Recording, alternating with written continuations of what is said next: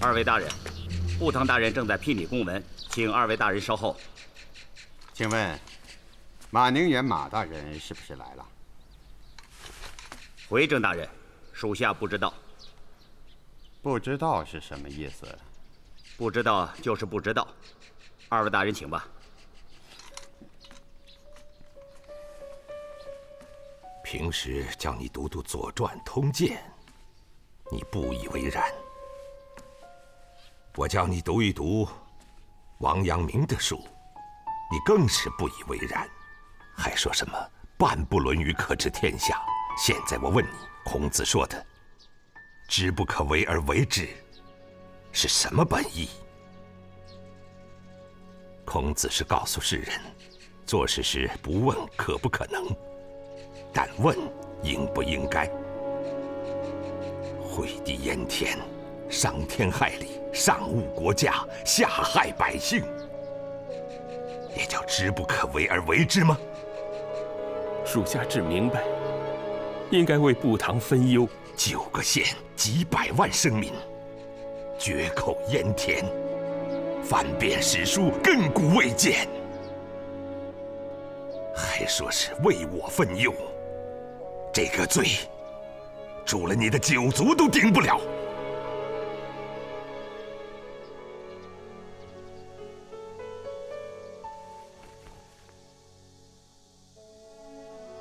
都说我胡某知人善任，我怎么就用了你这样的人做杭州知府兼新安江河道总管？我本就不该出来为官，可我的老母卓金还有犬子，布唐大人都知道，全是老实巴交的乡下人，还望布唐大人保全他们。我再问你一次，毁地的事背后指使的是哪些人？您不要问了，问下去，我大明朝历史便天下大乱了。布唐您担不起这个罪，阁老也会受到牵连。地不是毁的，是属下们去年没有修好，才酿成这场大灾。但愿淹了田以后，朝廷改稻为桑的国策能够施行，布唐您不再夹在里面为难。属下这颗人头赔了也值。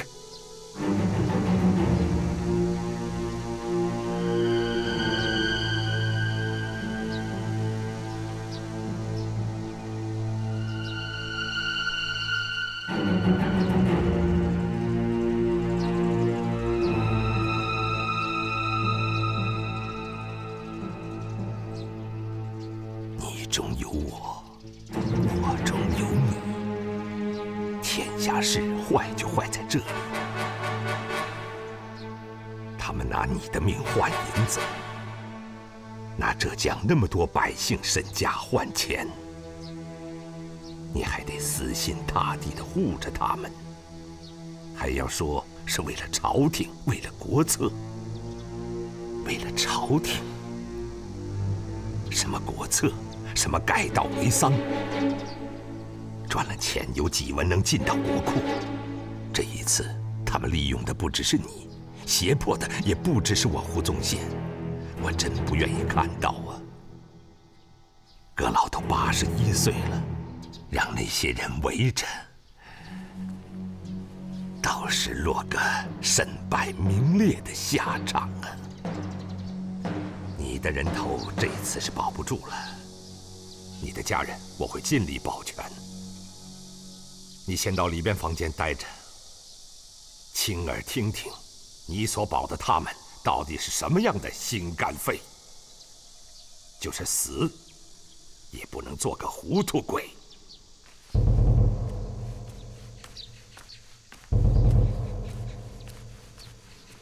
来人！布唐大人，请郑大人、何大人。是。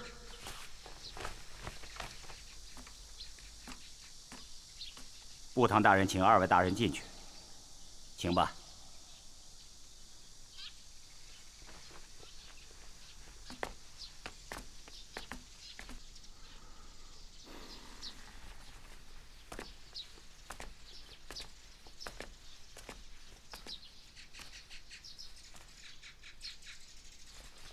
不堂大人，坐吧。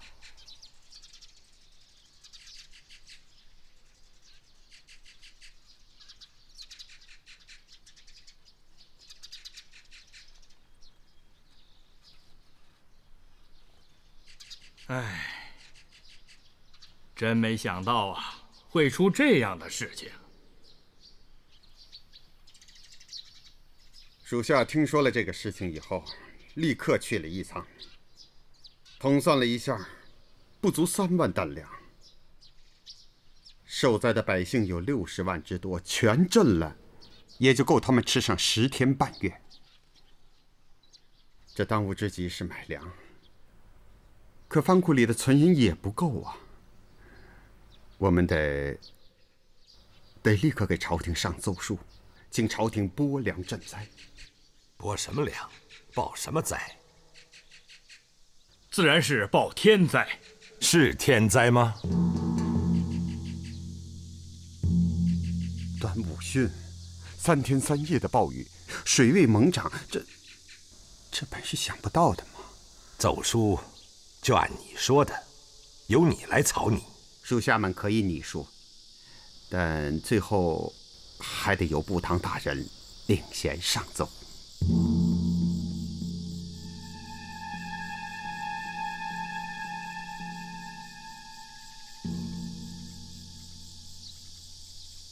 你们拟的书，自然由你们上奏。我只提醒一句：同样的江河，同样的端午汛，邻省的白毛河、吴淞江和我们都是去年修的地。我们一条江花了他们2条江的修地款，他们那里地固人安，我们这里倒出了这么大的水灾。这个谎，你们得扯圆了。部堂大人既然这样说，属下也不得不斗胆说一句了。小阁老给我们写了信，想必也给部堂写了信，一定要追查到我们头上。我们要不要把小阁老的信交给朝廷？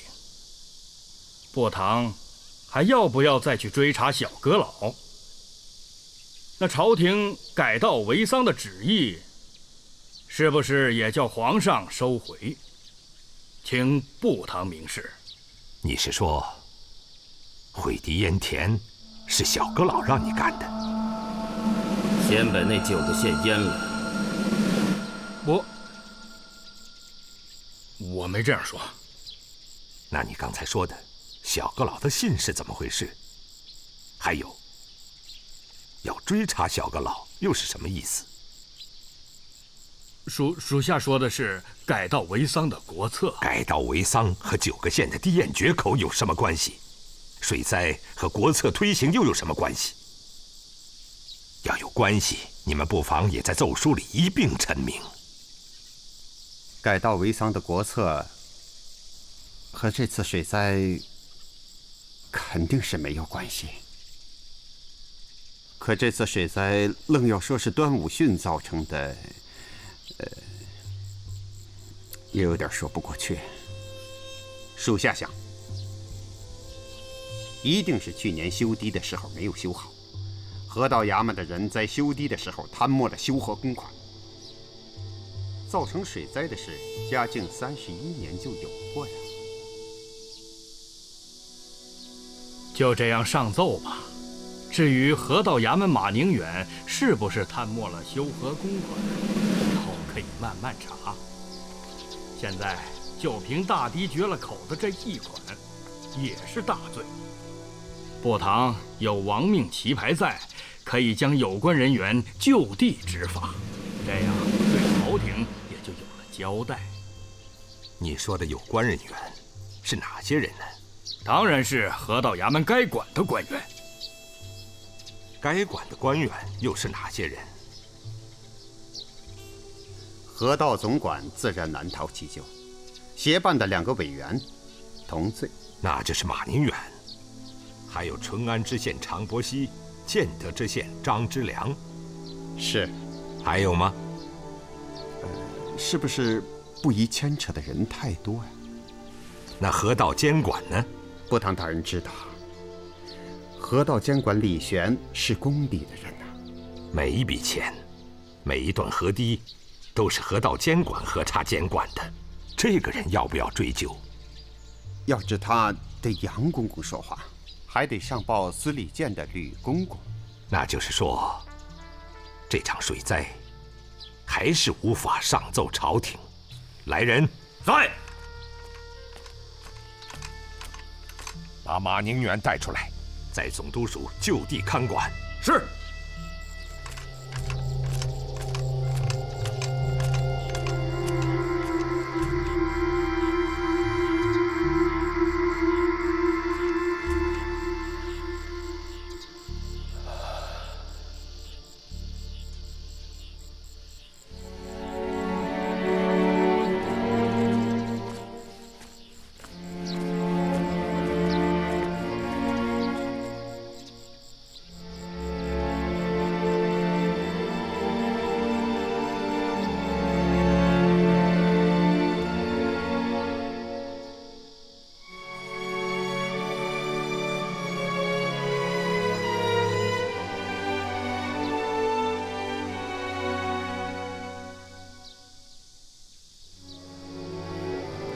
去说吧，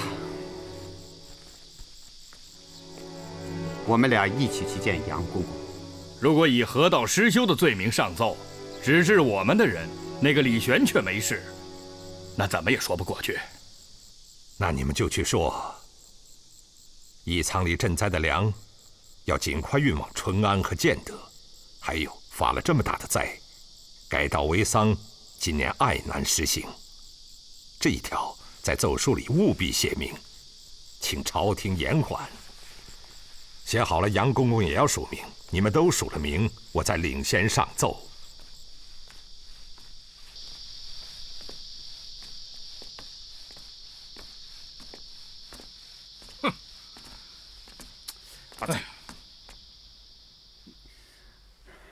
走。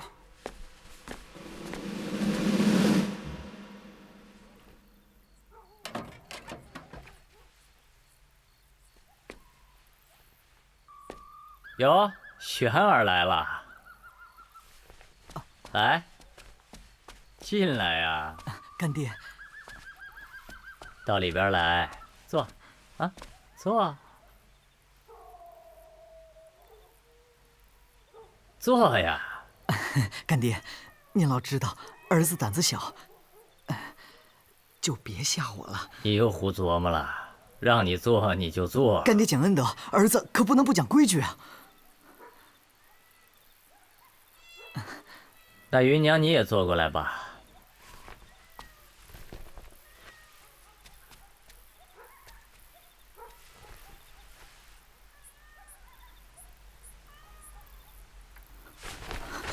干爹，您老叫儿子今天晚上到底要干什么呀？好心思，不枉我疼你一场。把那盅河豚端给轩儿。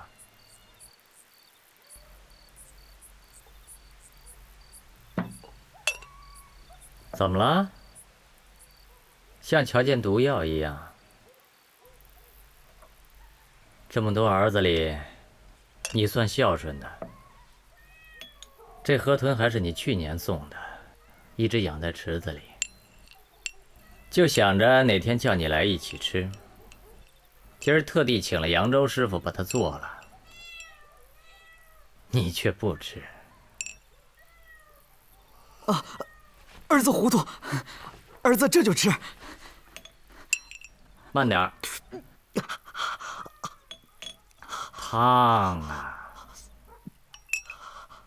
把酒倒上吧。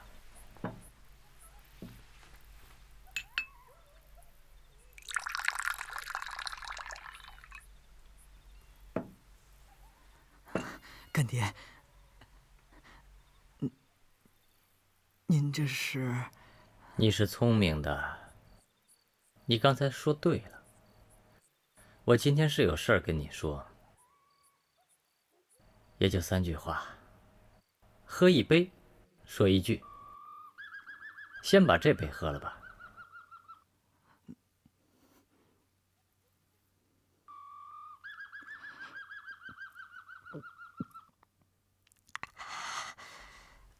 你几次在背后说，哪天能跟芸娘睡上一觉，死了也值。啊，干爹，干爹，我……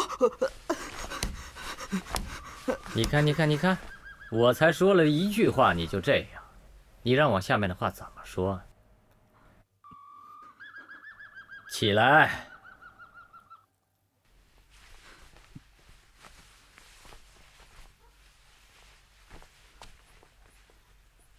扶他坐下。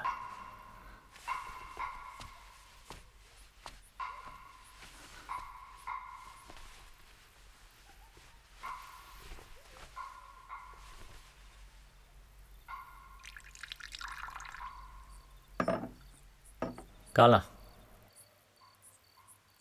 第二句话，干爹平时待你如何？干爹待儿子有天父地载的恩情，儿子就是死也报答不了。有良心。倒酒。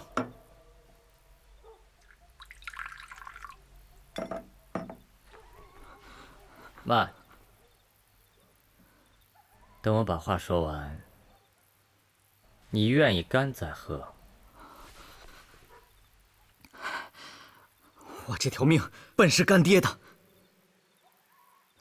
愿不愿也由不得我。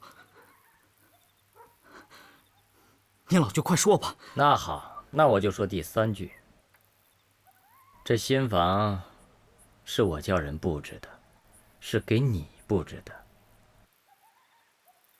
今儿晚上你就睡这儿。芸娘和你一起睡。我的话说完了，这杯酒喝不喝，你看着办。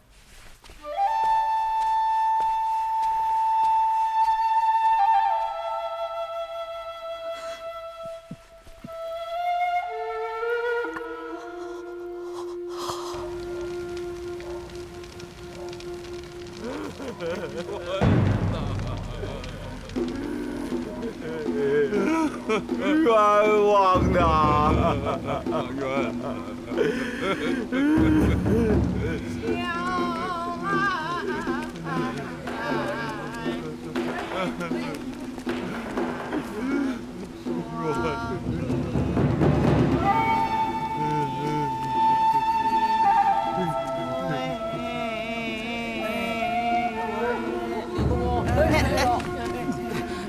躲开！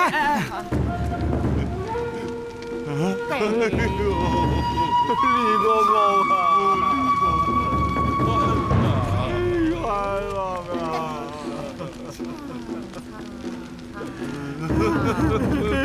李公公，是新安江河道监管李全吗？是老子我。开刀问斩吧！李公公别上去，你们先到了。哎呦，李公公啊！李公公，你去跟杨公公求个情吧。求什么情啊？没出息！没出息！来，给我绑上！总是离人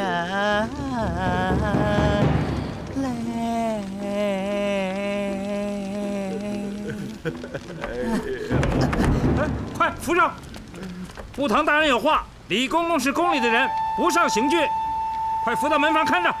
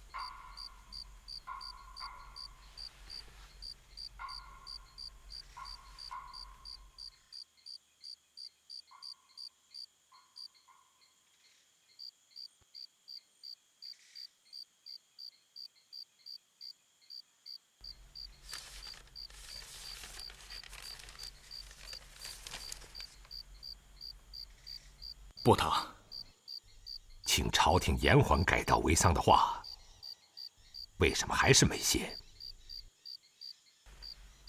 我们和杨公公反复议了，改道为桑是国策，是不是延缓推行，实在不是我们该说的。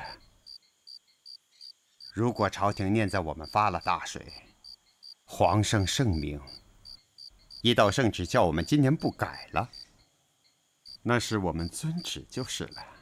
那要是朝廷没有不改的旨意呢？那我们只有勉为其难了。你们勉为其难？你们有什么难？几十万人的田全淹了，许多户百姓现在就断了炊，秋后没有了收成，现在连1斗米都借贷不到，还叫他们改稻为桑，桑苗能够吃吗？那现在就是不把稻田改成桑田，田已经淹了，许多人没有粮，还是没有粮。由官府请朝廷调粮借贷，叫百姓抓紧赶插秧苗，秋后还能有些收成。借贷的粮食今年还不了，分3年归还，因此这3年内不能改稻为桑。照这个意思写上去。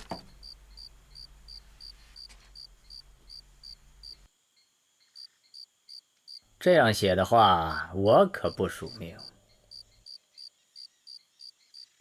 那杨公公是什么意思？我一个织造局，只管给宫里织造丝绸，我能有什么意思？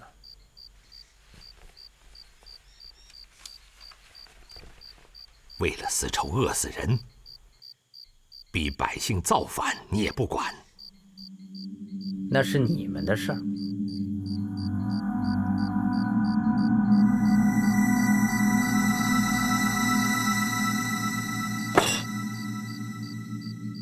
决口淹田也是我的事。谁决口淹田了？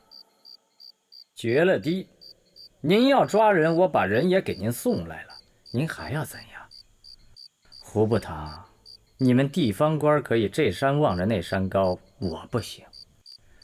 我头上只有一片云，这片云在宫里。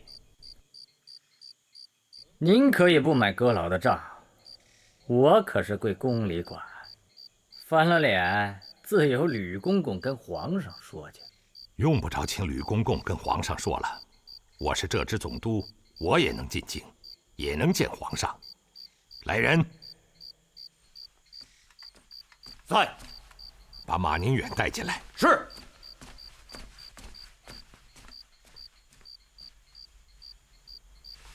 部堂大人，咱们毁堤都有哪些人合谋？罪源都写在这上面了，我签了名，常伯熙和张之良都签了名，现在呈给部堂大人。放下吧。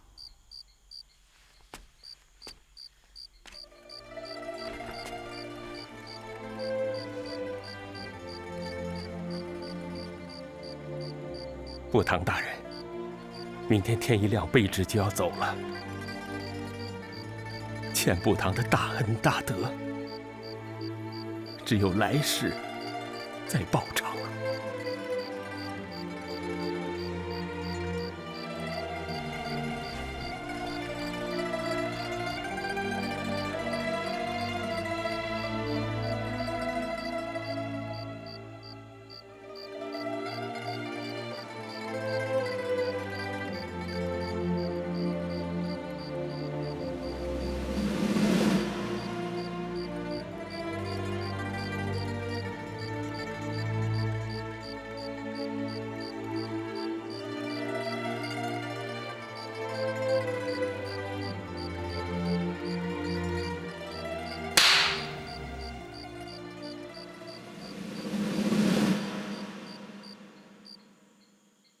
这份供状，你们要不要看一看？不想看就不要看了。我胡宗宪也希望这份供状永远不再有第2个人看到。可逼反了浙江的百姓，倭寇趁机酿成大事。我胡宗宪不但要献出这颗人头，千秋万代要留下骂名。因此，我不能让有些人借着改道为桑，乱了浙江，乱了我大明的天下。我没有退路，你们也不要打量着有什么退路。我再问一句，这道奏书，你们改不改？不堂既然这样说了，都是为了我大明的天下，那我们还有什么可说的？照不堂的意思改吧。好吧。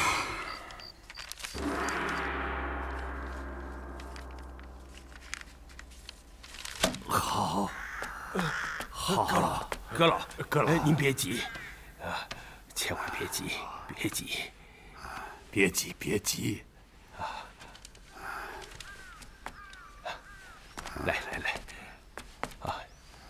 您坐。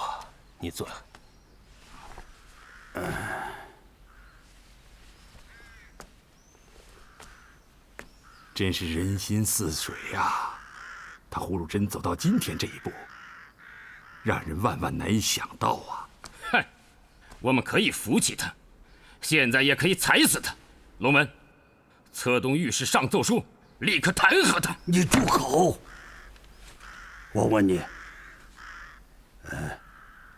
问你们，回敌盐田是怎么回事？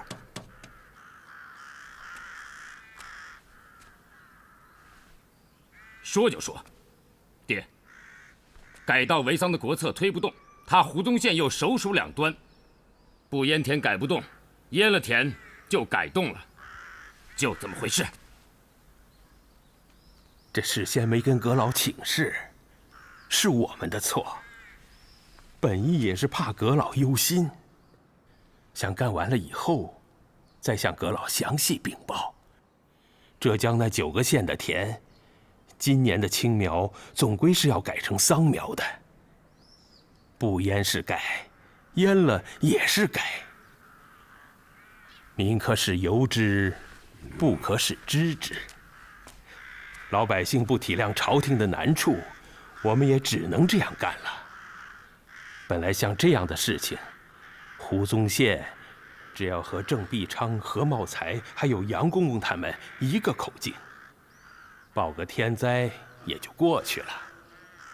谁想到他这次竟如此不可理喻。好在他总算还有些顾忌，只报了个河堤失修，无非是出个难题而已。改道为桑的国策不能推行，这大事已经不可收拾。他现在又逼着郑必昌、何茂才还有那个杨公公联名上了这道书，公然提出3年不改。爹，国库这个样子，还能支撑3年吗？他说3年不改，就3年不改。不是他说3年不改就3年不改的事。高拱、张居正那些人有了这个由头一起哄，事情便难办了。我担心的是，他胡宗宪还揣着马宁远的那份供状。吕公公要是有了顾忌，就不一定和我们一起硬顶。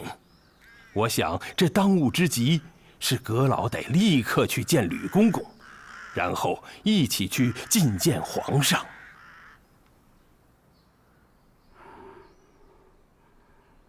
81了，这条命也该送在你们手里了。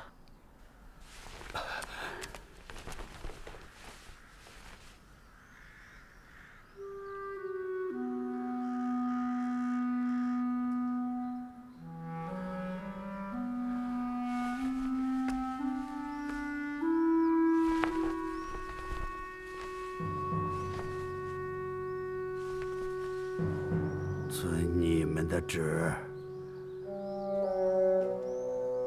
我进宫吧。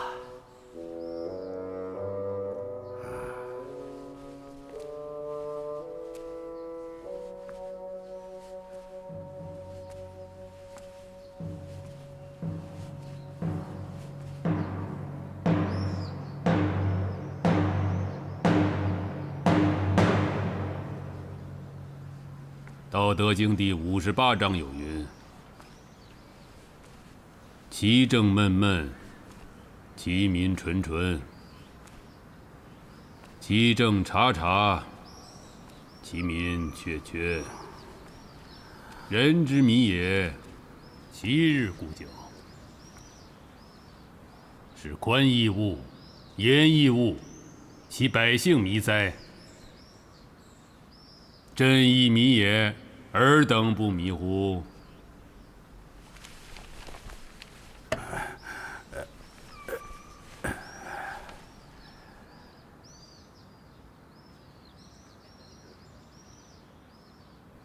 宽严失误，都是臣等的过错。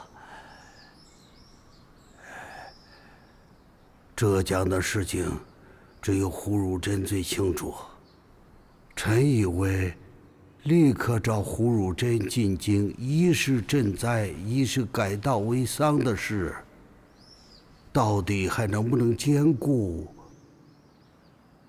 臣同他一起议个妥善的法子吧。神仙下凡问土地，把土地爷请来吧。还有2个人要一起来，一个姓杨名金水，是吕公公的人；一个姓谭名伦，字子礼，是誉王的人。加上你严阁老的那个胡宗宪，3路诸侯一起来。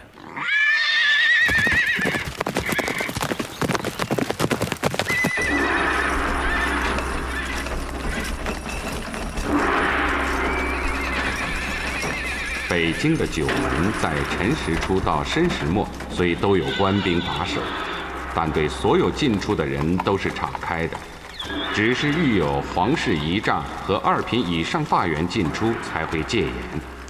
嘉靖40年5月21的下午未时5城兵马司出动了官兵，疏散人群。按规制，这是总督一级的封疆大吏进京了。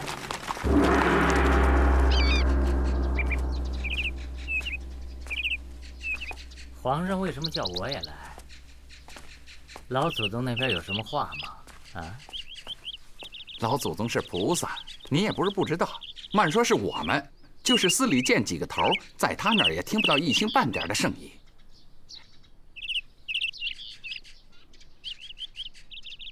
杨公公，老祖宗这时正在司礼监等着您呢。啊。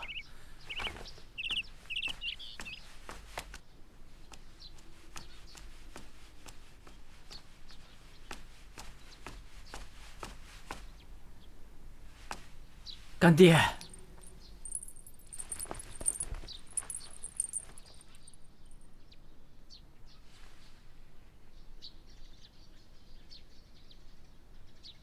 起来吧。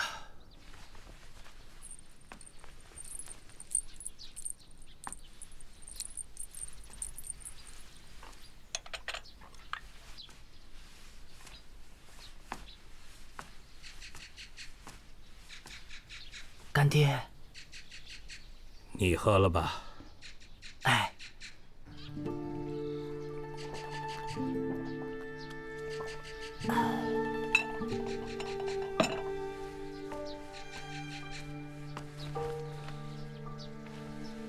干爹，4年了，你又见老了。过一天算一天吧。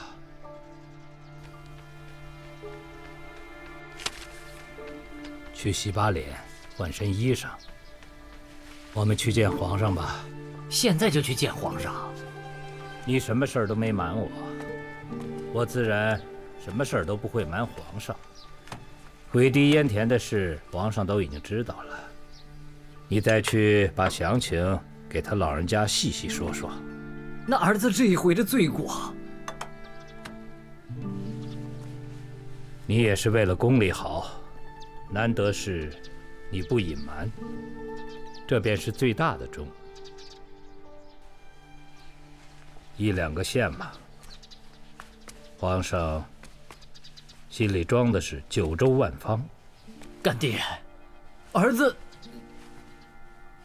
什么都别说了，准备去见皇上吧。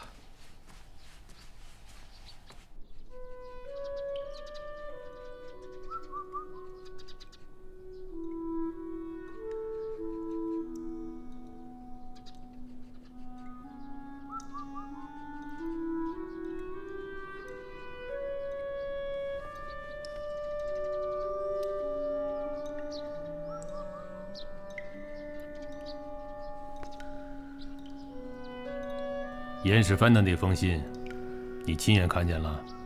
回主子，奴婢亲眼看见了。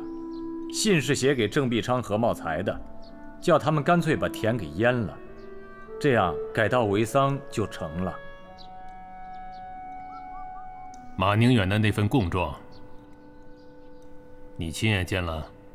回主子，当时胡宗宪叫奴婢和郑必昌、何茂才一起看，但奴婢和他们俩都没有看。你觉得胡宗宪这么做是为了什么？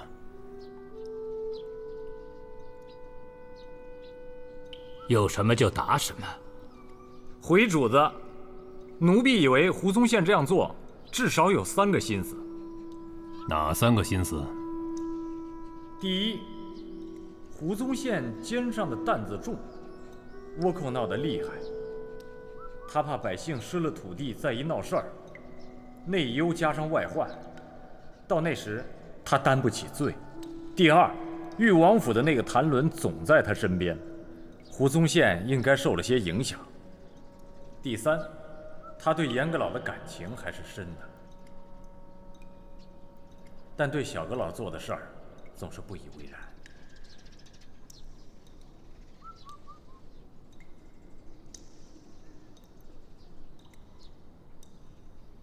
吕方，奴婢在。你用的这个洋金水还是得力的，明里不要赏他什么，暗里讲他点什么吧。是。通知严嵩，叫他明天就带胡宗宪进宫。还有，叫誉王一起来。是。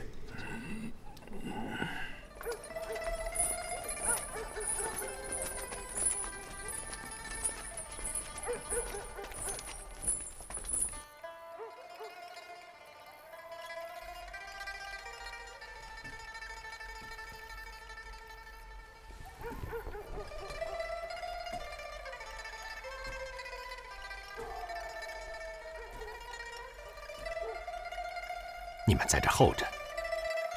是，大人。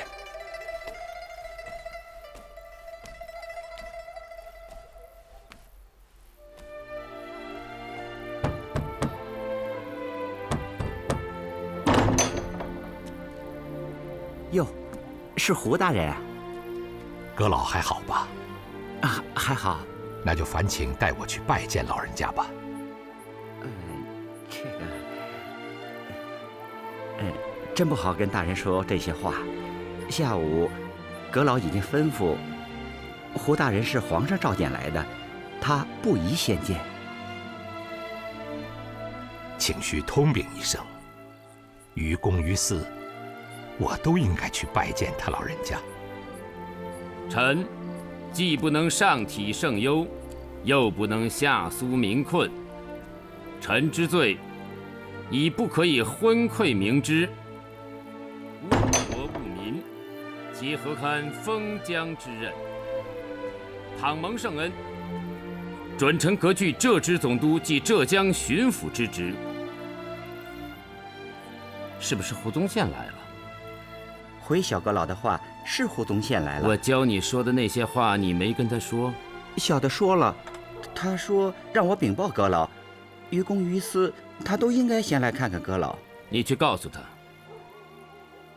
就说阁老说的，这里是私邸，要谈公事，明天可以到朝堂上去谈，内阁也可以派人去贤良祠看他。要是私事，我严家和他胡宗宪无私可言。这样说是不是有点太伤他？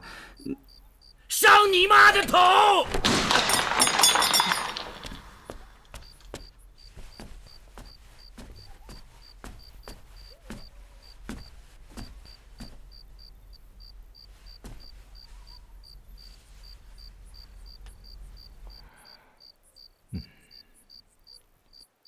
刚才写到哪儿了？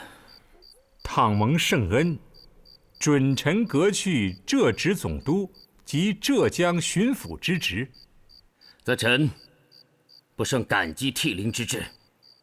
臣胡宗宪叩首再拜。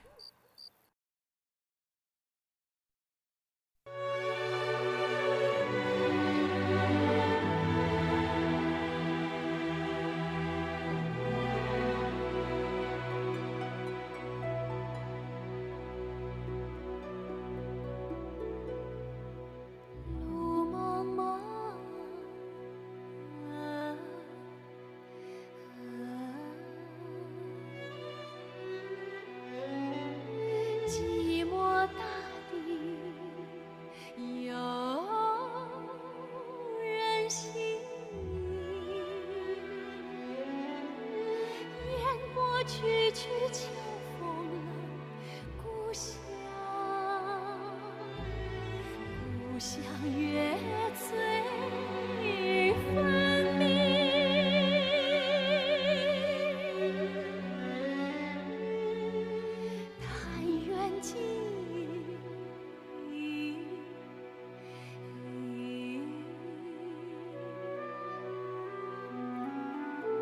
萧瑟山中感一程，登临心系天下事，脚踏中原路不平。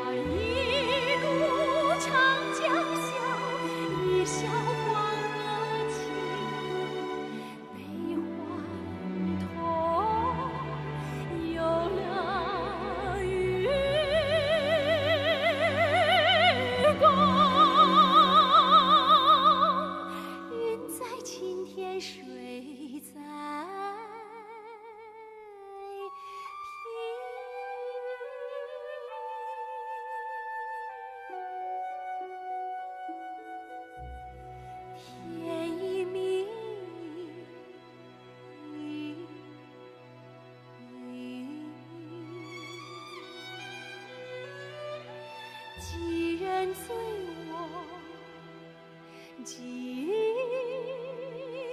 人醒，几人一梦惊风雨，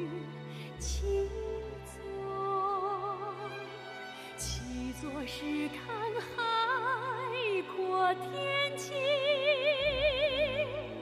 七座是看海。